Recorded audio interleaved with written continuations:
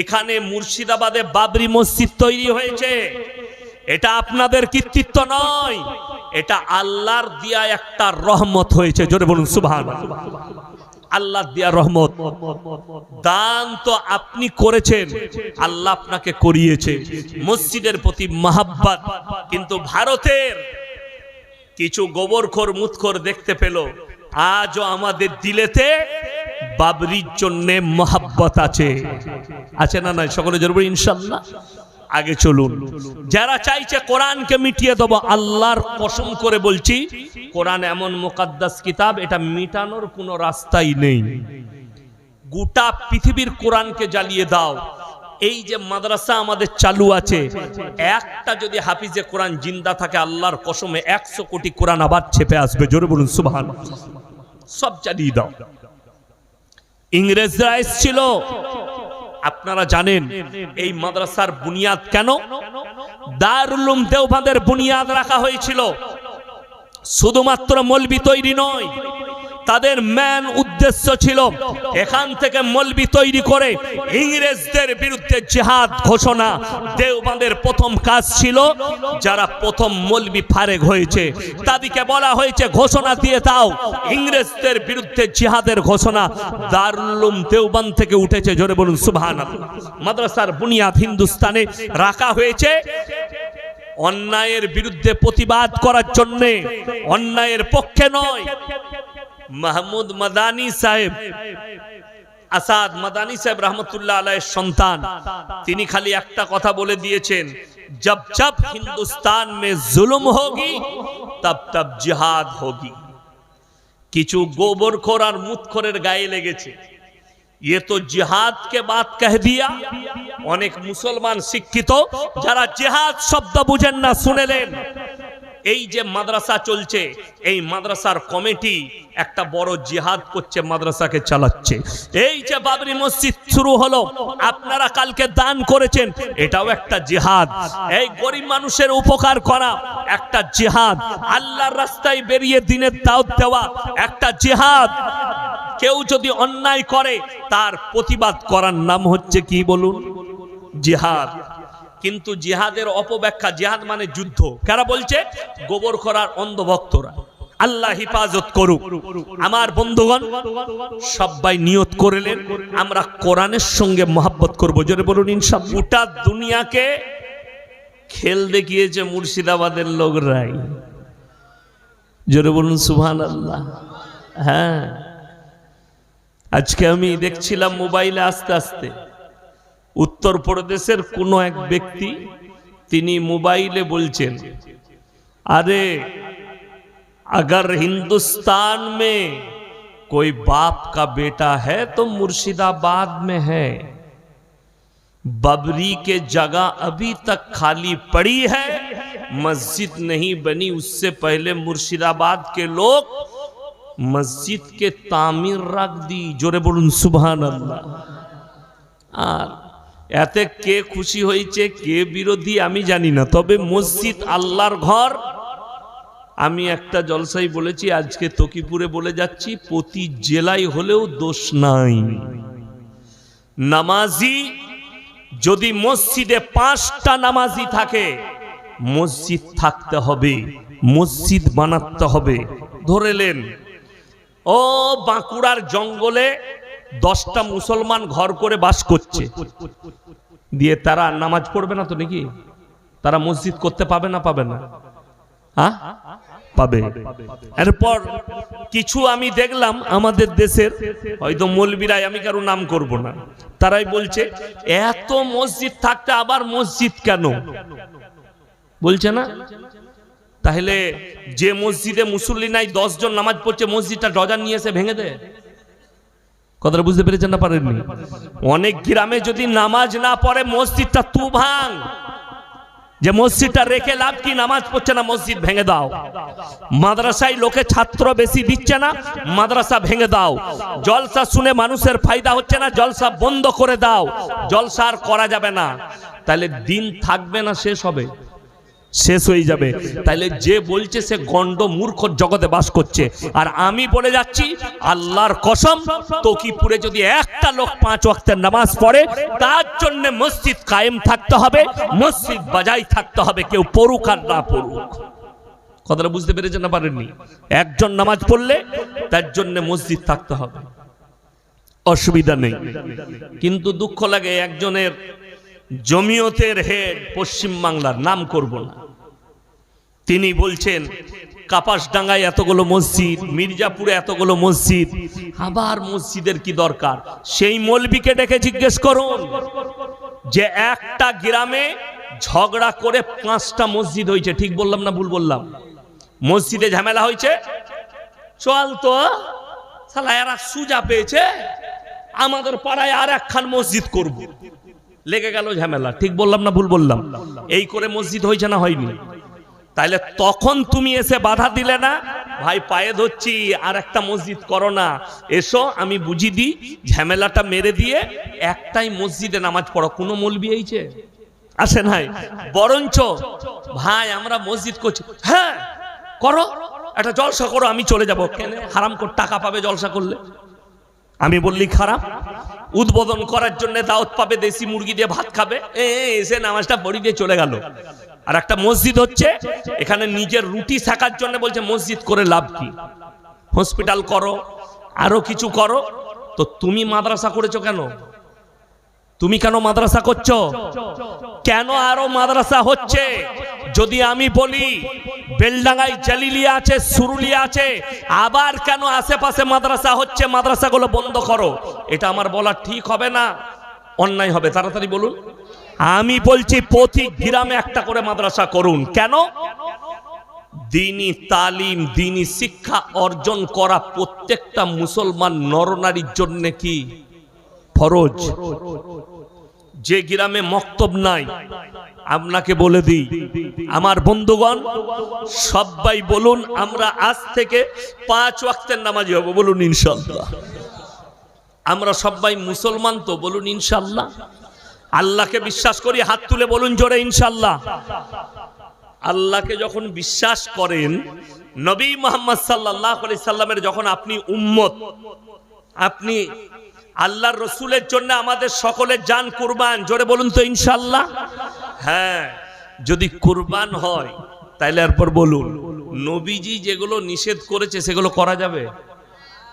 আল্লাহ যেগুলো নিষেধ করেছেন করা যাবে না? একটা মুসলমানের জন্য কর্তব্য, যখনই আল্লাহকে বিশ্বাস করলো, আল্লাহর প্রতি ঈমান আনলো, তখন তার জন্য হচ্ছে সে যেন আর কোনো অন্যায় কাজ না করে। মুসলমান দাবি করলে তার জন্য দুটো রাস্তা। কটা রাস্তা বললাম? দুটো, একটা হালাল একটা হারাম। এই দুটোকে আপনাকে চুজ করতে হবে। আপনি হারাম চুজ করলে আপনি বদ্দীন, আপনি বেঈমান, যেহেতু আল্লাহকে আপনি বিশ্বাস করেননি। আর আপনি হালাল চুজ করলে আপনি মুমিন। আল্লাহর কাছে যারা পুরস্কৃত হবে তারা বেঈমান না মুমিন? জোরে বলুন মুমিন। মাশাআল্লাহ।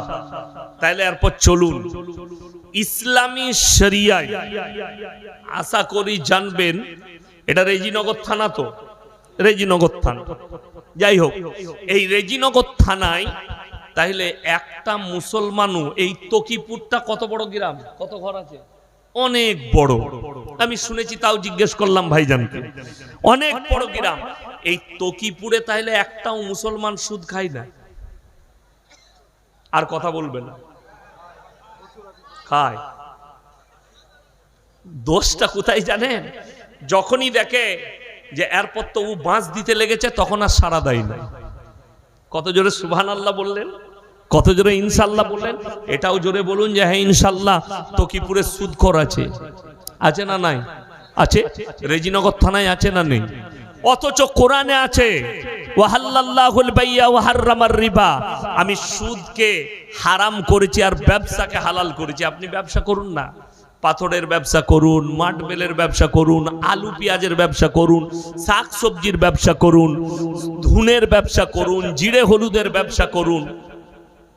কিন্তু আপনি ব্যবসা করছেন কিসের? সুদের। ঘুমিয়ে ঘুমিয়ে পয়সা লোভ। আর কোরআন আল্লাহ বললেন হারাম। যে ব্যক্তি হারাম জেনে সুদ খেলো, এই লোক আল্লাহর সঙ্গে যুদ্ধ ঘোষণা করলো। যে আল্লাহর সঙ্গে যুদ্ধ ঘোষণা করলো সে আর মুমিন থাকবে? কথা বলেন জোরে, থাকবে না। নাম্বার 2, নবীজি সাল্লাল্লাহু আলাইহি সাল্লাম বললেন, যে ব্যক্তি হারাম জানার পরে সুদ খেলো, নিজের জন্মদাতা মায়ের সঙ্গে 36 বার জিনা করার সমান পাপ করলো। বলুন নাউজুবিল্লাহ। বেঈমান কাফেররা কত সূক্ষ্মভাবে তারা কামিয়াবি লাভ করেছেন জানেন? আমাদের এত জলসা, মসজিদে এত বায়ান, এত জলসা শুনছে মানুষ, এত মোবাইলে জলসা শুনছে, তারপরও বেঈমান কাফেররা কামিয়াবি লাভ করেছে। কেন? আপনাকে বলি, তারা চেষ্টা করেছে প্রতি বাড়ি বাড়ি সুদ ঢুকিয়ে দাও। আশা করি আপনাদের এই তকিপুর গ্রামে বন্ধন লোন, গ্রুপ লোন নাই, আছে? এখন গোলমাল কোথায় জানেন? এই বায়ান করলেই মেয়েরা আমাকে গাল দিবে। এই 10টা মেয়ে গ্রুপ করেছে, তাদের মধ্যে একজন আবার হেড হয়, আর 9টা মেয়ে তাকে ম্যাডাম বলে আসছে। মনে করে আমার তো যাহা তাই ব্যাপার, এমনি ম্যাডাম হতে পারে না, সুদ খাবার ম্যাডাম হয়েছে। আমি আমার বর্ধমান জেলায় ভাতার থানায় একটা গ্রামে আমি এই বায়ান করেছি। আমার মুম্বাইয়ে ভাইরা ভাই থাকে, বড় কারখানা, বড় লোক, ধনী ব্যক্তি। আমরা ফকির ফাকড়া মানুষ, এই যে কোটিপতি লোক পাশে বসে আছে, আমরা কিন্তু ইন্টারন্যাশনাল ফকির, ইনি জানেন তো। বড় লোক, আমার 1.5 শ্বাস এসছে, ওটা আবার আমার ফুফুই তো বোন, আবার আমার একদম এক বয়সে। তো সে শ্বশুর বাড়িতে এসছে বোম্বে থেকে। তো ওই গ্রামে বায়ান করেছিলাম, সেই গ্রামের মায়ের বাড়ি ওই গ্রামে। তো আমার 1.5 শ্বাসের সাথে দেখা হয়েছে, দিয়ে বলছে ইয়াসিন সাহেব আমার বোন জামাই হয়। মানে গর্ব করে বলতেই পারে, মোবাইলে দেখেছে, গর্ব করে বলেছে ইয়াসিন সাহেব আমার বোন জামাই। ও তখন বলছে বাজে মলবিল, গাল দাইল, মেয়েদের কুচ্ছ গাইল, ওকে জুতো করে মারা দরকার। আমাকে বললে ভাই তোমার লেগে এই বলছিল। আমি বললাম দেখো দেখিনি, ও বন্ধন লোনের হেডমাস্টার নাকি, খোঁজ লাও। খোঁজ নিয়ে দেখলাম হ্যাঁ উই হেড। আমরা তাইলে আলহামদুলিল্লাহ, ও গাল দিয়েছে, যায় যাচ্ছে ওর গাল দিয়াটা। কেন? বাঁশটা তো অকেই লেগেছে, আমি যেটা দিয়েছি। অবাক লাগে। বেঈমান কাফের, হে আমার মা, হে আমার বোন, তুমি নামাজ পড়ছো 5 ওয়াক্তের, তুমি তাসবিহ করছো, তুমি আল্লাহর কাছে কান্নাকাটি করছো, অথচ তোমার হুঁশ নেই। আল্লাহ রাসূল সাল্লাল্লাহু আলাইহি সাল্লামের হাদিস, যারা হারাম খাবে আল্লাহ তাদের দোয়াকে কবুল করবেন না। হারাম খেলে দোয়া কবুল হবে? হবে না। কিন্তু আমাদের দেশে খুব ভালো। নাম্বার 2, মদ খাওয়া হারাম না হালাল? হারাম। আপনাকে আমি হাই রোডে চাপুন, বেলডাঙ্গার দিকে যাবেন, পলাশির দিকে যাবেন, আমি দেখি দেবো মুসলিমদের হোটেল হারামখোর লাইসেন্স বার করে মদ বিক্রি করছে, মদ পান করছে। ঠিক বললাম না ভুল বললাম? হ্যাঁ, হোটেল করেছে। মলি সাহেবকে বললে হুজুর একটা হোটেল করেছি, দোয়া করে দাও। হুজুর গিয়ে আল্লাহ যত রকমের রহমত বরকত আছে দান করুন দিয়ে দোয়া করে দিলে, আর বরকত ঢুকে গেল। তারপরের দিনই ফ্রিজে আগে মদ ঢুকুচ্ছে। তোর হুজুরও মার খাবে, আর তুই তো খাবি খাবি। যে মাল দোয়া করেছে সেও রেহাই পাবে না। তুমি একবারও বলতে পারলে না যে তোমার ব্যবসা যেন হালাল হয়। হোটেল চালাচ্ছ চালাও, মদ স্পর্শ করা হারাম, মদ ছুয়া হারাম, মদ পান করা হারাম, মদ বিক্রি হারাম। দুঃখটা কোথায় লাগে জানেন? আপনি মুর্শিদাবাদ, নদিয়ার কৃষ্ণনগর, মালদা এবং দিনাজপুর, এই 3টে জেলার জেলগুলোতে যদি যান, সব মুসলিম ছেলেরা জেলের কুঠরিতে আছে, যুবক ছেলেরা। কেন? হিরোইন পাচার, গাঁজা পাচার, আফিং পাচার, মদ পাচার, 2 নম্বরই কাজে সব মুসলিম যুবকরা। আমি 2 সপ্তাহ আগে দেখলাম পলাশি পেরিয়েই কালীগঞ্জ থানা, নদিয়া, সেখানকার বড় বাবু 10-12টা পুলিশ নিয়ে রেড করেছে রোডের ওপরে। কমপক্ষে 30টা মোটরসাইকেল আটকিয়েছে, ভিডিও চলছে, প্রশাসন নিজে ভিডিও করছেন। কেন? লোকরা যেন আমাদেরকে অপরাধী না ভাবে। থানার বড়বাবু খুব অ্যাক্টিভ, ভিডিও করছেন। সবাইকে বললে ব্যাগগুলো বার করো, কি কি আছে মাল আমাদেরকে দেখাও। সার্চিং চলছে, দেখাচ্ছে সেখানে দুটো মুসলিমদের ছেলে একটা দামি গাড়িতে ছিল। বার করো ব্যাগে কি আছে। তাদের ব্যাগ থেকে তারা যখন বার করছে 2 কিলো 200 গ্রাম হিরোইন পাচার করছিল। জিজ্ঞেস করলে কে দিয়েছে মালটা, স্যার তাকে চিনি না। ক টাকা পাবে, 5 লাখ না 7 লাখ বললো, আমি ঠিক বুঝতে পারলাম না। 5 লাখ না 7 লাখ বললো, আমি ফেসবুকে দেখছিলাম খবরটা। 5 লাখ না 7 লাখ টাকা দিবে। ক কিলোমিটার, 30 কিলোমিটার নিয়ে যাবে। কোথায় দেবে, কাকে দিবে, বলে স্যার তাকেও চিনি না, যাকে দেবো লোকেশনে যাচ্ছি। এই ছেলে দুটো চলে গেল জেলের কুঠরি থেকে, মুসলিম ছেলে। কেন, এর বাবা মা এই রকম দিনী প্রতিষ্ঠানে ছোটবেলায় পাঠায়নি যে হারাম আর হালাল কি একবার তালিম নিয়ে জেনে এসো, এইটা পাঠায়নি। নাম্বার 3, লটারির টিকিট হারাম না হালাল বাবা? হারাম। রেজিনগর বাজারে দেখাবো মুসলিমদের ছেলে টেবিল লাগিয়ে লটারি বিক্রি করছে। ঠিক বললাম না ভুল বললাম? কাটছে মুসলমান, বেচছে মুসলমান। আমার বাজারের নাম হচ্ছে গলসি। একজন টেবিল লাগিয়ে মুসলিমদের ছেলে লটারি বেচছে, সে তো হারাম কাজ করছেই করছে। টেবিলে আবার দেখছি পাথর চাবড়ির আর আজমিরের ছবি লাগিয়ে মালা চাপিয়েছে। আমি বলি এগুলো কি? খাজা বাবা বরকত দিবে। আমি বলবে লটারিতে খাজা বাবার বরকত, কত দামি জিনিস। লটারি বেচছে, খাজা বাবা বরকত দিবে, ওই জন্য ফটো লাগিয়ে রেখেছে, মালা চাপিয়েছে। দুঃখটা ওইটাই, লটারিওয়ালারা মসজিদে জুম্মার দিনে আসে না, আসে না? কথা বলেন, নামাজ পড়ে একদম আতর লাগিয়ে, জান্নাতুল ফিরদৌস আতর লাগিয়েছে, ফার্স্ট কাতারে হযরত বসেছে লটারিওয়ালা। বাপ নাম রেখেছে আতর আলী, আর বগলে গুয়ের গন্ধ। কথাটা বুঝতে পারেননি? আমি উদাহরণ দিলাম। বাপ তার নাম রেখেছে আতর আলী, নামটা তার মুসলমান, নামটা তার আব্দুর রহমান, নাম তার আব্দুল জব্বার, নাম তার সত্তার, নাম তার রহিম, কিন্তু হারামখোর কারবার করে হারামে দিয়ে নিজেকে মুসলমান বলে সে প্রকাশ করছে সমাজের বুকে। আজকে তো দুঃখ লাগে, সারা জিন্দেগি সুদের উপরে জীবন কাটিয়ে মারা গেল, বললে অসুবিধা কিচ্ছু নাই। আমাদের দেশে জান্নাতে যাবার 2টো লাইন বার করেছি আমরা। কটা বললাম? 2টো। একটা হচ্ছে এই যে জলসায় আমার আগে রিয়াসতুল্লাহ সাহেব বাবাজি আদায় করছিলেন না, করেননি? করছিলেন, টাকাও দিচ্ছিলেন। এখন আমরা মৌলী সাহেবরা জানবো কি করে কে কি কারবার করে? আপনারা সবাই আমাদের কাছে মুমিন ভাই, যখন এসে জলসা শুনছেন। এখন একজন এসে সুদখোর বক্তার হাতে 2000 দিল, আর বক্তা সাহেব আহারে বান্দার কোথায় বসেছিল, আর ছিল কিনা ছিল 2000 দিল, দিয়ে তাকে জান্নাতে ভরে দিলে। সে দেখলে এর থেকে ভালো জান্নাত আর কোথাও নাই। এই তো হুজুর জান্নাতে ভরে দিলে আমাকে, চালিয়ে যা, সুদ ছাড়বে না। আর দ্বিতীয় নম্বর, খালি মরলে হচ্ছে মিলাদ, হয় না? কথা বলে না? 40 দিনে মিলাদ খানা করে, গরু জবাই করে মুসল্লিদিকে খাই দিলাম, পাড়ার লোক খেয়ে নিল, আর বর্ধমান থেকে হুজুর এসে মিলাদ পড়িয়ে দোয়া করে চলে গেল, বলে একদম জান্নাত রেডি। তো ও তো জান্নাতুল ফিরদৌস ছাড়া হুজুর কথাই বলে নাই।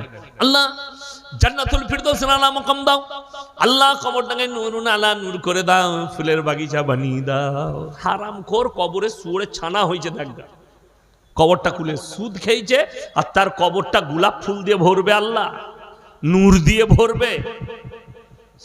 অবাক লাগে, জিন্দগি ভোর সুদ খেলো, সুদের উপরে জীবন কাটালো। যে আল্লাহর সঙ্গে যুদ্ধ করেছে সেই লোক মুমিন হতে পারে ইমানদারির সঙ্গে? বলুন না, সেই লোক মুমিন হতে পারে না। আর যারা মনে মনে ভাবছেন হুজুর জান্নাতে তো যাবেই, মৌলবীদের দ্বারা জান্নাত তো দূরের কথা, ইমানদারির সঙ্গে বলুন তো আপনাদের সাথে আমার সম্পর্ক কিসের? রক্তর? কথা বলে না? রক্তর না, খালি দুটো সম্পর্ক, একটা হচ্ছে ঈমানি সম্পর্ক, সেটা হচ্ছে এক মুমিন আর এক মুমিনের ভাই ভাই, জোরে বলুন সুবহানাল্লাহ। আর দ্বিতীয় সম্পর্ক আমি বক্তা আপনারা শ্রোতা, ইমানদারির সঙ্গে বলুন, বাপ আর বেটার সম্পর্ক রক্তের, মা আর বেটার সম্পর্ক রক্তের, স্বামী আর স্ত্রীর সম্পর্ক অন্তরঙ্গ, রাতের অন্ধকারে নিজের জননী বিছানার সাথী, একটা বাপ আর বিটির সম্পর্ক রক্তের। কোরআনকে জিজ্ঞেস করুন এরা কে কার কতটা উপকারে আসবে কিয়ামতের দিনে। আমার আল্লাহ রাব্বুল আলামিন কোরআনে বললেন ইয়াউমা ইয়াফিরুল মারউ মিন আখি ওয়া উম্মিহি ওয়া আবি ওয়া সাহিবাতিহি ওয়া বানি লিকুল্লি ইমরিম মিনহুম ইয়াউমাইদিন শানু ইউগনি। হে আমার নবী, পৃথিবীর মানুষকে বলো কিয়ামতের ময়দানটা এত ভয়ঙ্কর হবে, স্বামী স্ত্রীর কাছে ছুটে যাবে, স্ত্রী বলবে দুনিয়াতে আমার কোনো স্বামী ছিল না, বাপ বলবে বেটা ছিল না, বেটা বলবে বাপ ছিল না, মা বলবে বিটি ছিল না, বিটি বলবে মা ছিল না, কেউ কারুর জন্য এতটুকু পরিচয় দেবে না। যদি বাপ পরিচয় না দেয় তোমার, তা আমাকে দেশি মুরগি খাওয়ালে আমি পরিচয় দিয়ে দেবো?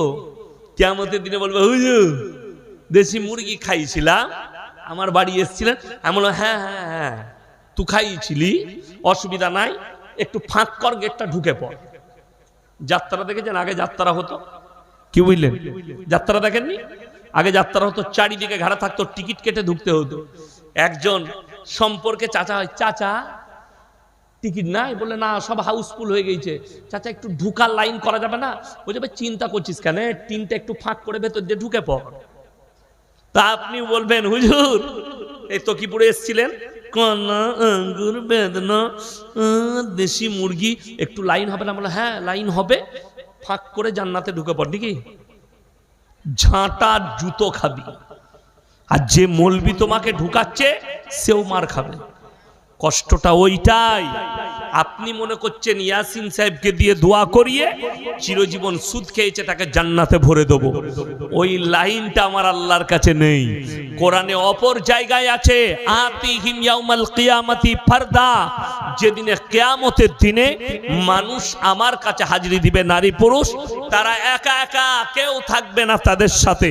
শুধু তোমার সঙ্গে যেটা থাকবে সেটা হচ্ছে নেক আমল। কোরআন খুলুন, মান আমিলা সালিহান ফালিনাফসি ওয়া মান আসা ফাআলাইহা। যে বা যাহারা, যে ব্যক্তি ভালো কাজ করবে আল্লাহ তাদেরকে পুরস্কৃত করবেন, আর যে বা যাহারা খারাপ কাজ করবে আল্লাহ তাদেরকে তিরস্কৃত করবেন, অপমানিত করবেন, অপদস্থ করে তাদেরকে জাহান্নামে নিক্ষেপ করা হবে। আমার ভাই সবাই হাত তুলে বলুন তো আমরা মুমিন হব ইনশাআল্লাহ? হ্যাঁ।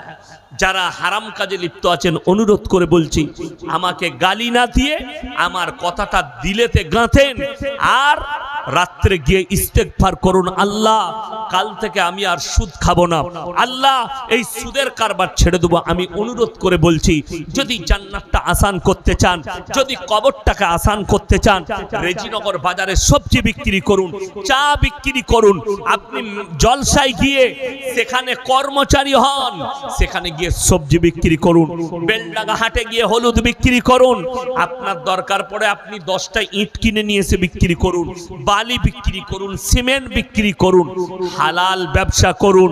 আমার বন্ধুগণ, হারাম থেকে দূরে থাকুন। ইমানদারির সঙ্গে বলুন তো, আমরা কেউ নিজে থেকে এবং কিয়ামত পর্যন্ত কেউ বেঁচে থাকবে? কথা বলেন, থাকবে না। আপনি ভেবে দেখুন না আমার বন্ধুগণ, আমার ভাই, আপনি কেন পাপে লিপ্ত হবেন? কেন হারাম কাজে লিপ্ত হবেন? মদ স্পর্শ করা হারাম। আজকে মদের আসর বসে মুসলিমদের, গাঁজার আসর বসছে মুসলিমদের। গাঁজা হারাম, মদ হারাম, হিরোইন হারাম, আফিং হারাম। আমার বন্ধুগণ, অনুরোধ করে বলছি, কেউ খাবেন না, জোরে বলুন ইনশাআল্লাহ। একটা আমি সূক্ষ্ম কথাই বলছি, যে আপনাদের মসজিদের কোন ইমাম সাহেব সে যদি বাজারে চায়ের দোকানে বসে সিগারেট খায়, তার পেছনে নামাজ পড়বে লোকে? কথা বলে না? পড়বে না? তাকে তাড়াবে? ইমানদারির সঙ্গে বলুন, তাড়াবে। ইমাম সাহেব সিগারেট খাচ্ছিল, কোথায় দেখলি? বেলডাঙ্গা বাজারে। ওকে তাড়াতাড়ি বার কর, পেছনে নামাজ হবে না, সালা সিগারেট খাচ্ছে। ও ইমাম সাহেব সিগারেট খেলে তার পেছনে নামাজ হবে না, তুই সিগারেট খেয়ে ইমামের পেছনে কি করে পড়িস বে? কথাটা বুঝতে পেরেছেন না? পারেন না? ইমাম বিড়ি খেলে তার পেছনে নামাজ হবে না, তোমার ফতোয়া। আর তুমি বিড়ি খেয়ে ইমামের পেছনে নামাজ পড়লে তোমারটা হবে। তুমি নিজের ফতোয়া নিজেকে জিজ্ঞেস করো, তোমার ব্রেনকে। আমার বন্ধুগণ, দু তবকার আলেম, ওলামাদের দুটো ভাগ। এক তবকার আলেম বলছেন, মুফতি ইসমাইল তালওয়ি, তিনি বলেছেন बीड़ी सिगरेट वगैरह सब हराम है, क्योंकि इससे अपने बदन के बड़ी नुकसान होती है। প্যাকেটে লেখা আছে ক্যান্সারের কারণ, লেখা আছে না নেই? লেখা আছে ক্যান্সারের কারণ। আপনি নিজের জীবনের ক্ষতি করতে পারেন না। কেন? আল্লাহ যে জীবনটা আপনাকে দিয়েছে এটা আপনার নিজস্ব নয়, আমার আল্লাহর দেওয়া নিয়ামত। আপনি অপব্যবহার করে ক্ষতি করতে পারেন না। ওই জন্যই তো সূরা মুমিন যেখানে আছে মুমিনুন, সেখানে আল্লাহ তাআলা ঈমানদারদের আখলাক বর্ণনা করেছে। আল্লাহর কসম, এই আল্লাহ যে মুমিনদের আখলাক বর্ণনা করেছে, এর উপরে যদি মুমিনরা খালি প্রতিষ্ঠিত হয়ে যায়, আপনার জীবনে না রোগ জ্বালা আসবে, আপনার জীবনে না কোনো বিপদ আসবে, না আপনার জীবনে আপনি জাহান্নামের পথ অতিক্রম করবেন। যদি বলেন কি কি আখলাক আছে, আপনার আমল করা কষ্ট, শোনাটা খুব সহজ, বলাটা খুব সহজ, আমল করাটা কঠিন। চলুন, কাদ আফলাহাল মুমিনুন, হে আমার নবী, প্রকৃত মুমিন কারা, তাদের আখলাক চরিত্র কেমন হবে? আমার ভাইয়েরা, আমার মায়েরা, বোনেরা শুনেন, আল্লাযীনা হুম ফি সলাতিহিম খাশিউন, এটা এক নম্বর। তারা যখন নামাজ পড়বে নম্র বিনয়ীর সাথে পড়বে, খুশু খুজুর সঙ্গে নামাজ আদায় করবে।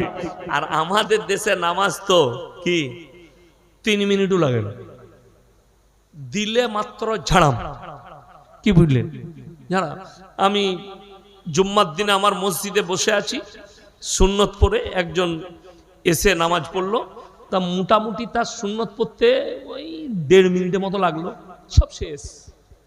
আমি তাকে বললাম, ভাই প্রথম রাকাতে কোন সূরা পড়লি? বলবো না। ভাই জানলে তো বলবি, তুই তো খালি মুখ লেড়েছিস দাঁড়িয়ে আর মাথাটা ঠুকে দিয়েছিস। দুঃখ ওইটাই।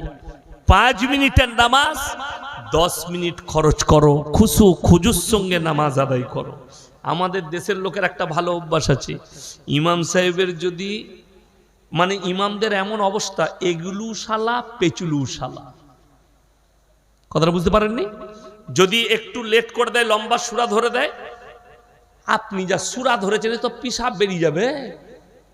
যদি একটু ছোট করে দেয়, ইয়া নামাজ হলো, এত তাড়াতাড়ি নামাজ পড়ে, ভালো করে হলোই না, মন ভরল না, কোন দিকে যাবি? যা, যাবার রাস্তা নাই।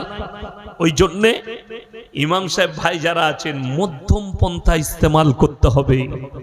সুগারের রোগী থাকতে পারে, প্রেসারের রোগী থাকতে পারে, ব্যবসায়ী থাকতে পারে। জুম্মায় যদি কেউ সূরা রহমান, একজন বললে লম্বা পড়ে দাও, লম্বা সূরা পড়বেন, সূরা রহমান ধরেছে, একজন লুঙ্গি দিয়ে মাল গড়িয়ে গেছে, যা বুঝে করবে। কে বললো তোমাকে সূরা রহমান পড়তে? কে বললো লম্বা পড়তে? ছোট দোয়া, ছোট সূরা, নামাজ মধ্যম পন্থা, কিন্তু খুশু খুজুর সঙ্গে। রুকু যেন ভালোভাবে হয়, তসবিহ যেন ভালোভাবে হয়। আমাদের দেশে তারাবি পড়েন না আপনারা? তারাবি আমাদের দেশে যে যত স্পিডে পড়বে সে তত ভালো হাফেজ। ঠিক বললাম না ভুল বললাম? একটু যদি লেট করে দেয়, কি হাফেজ আনলিবে, স্পিড নাই যে, মানে একদম ফেরেশতারা যেন খুঁজে না পায় মাল পড়ছে কোথায়।